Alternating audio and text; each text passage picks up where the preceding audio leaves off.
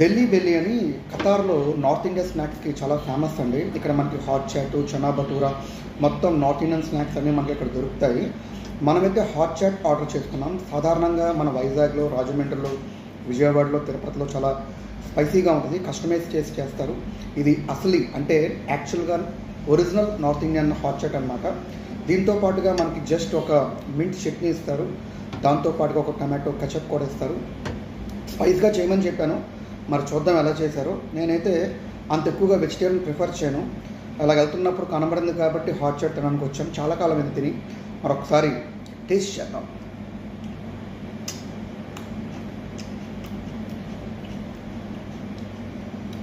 చెప్పాను కదండి ముందుగానే, అంత స్పైస్గా అయితే లేదు. మరి ఒరిజినల్ చాట్ ఎలా ఉందో అలాగే ఉంది.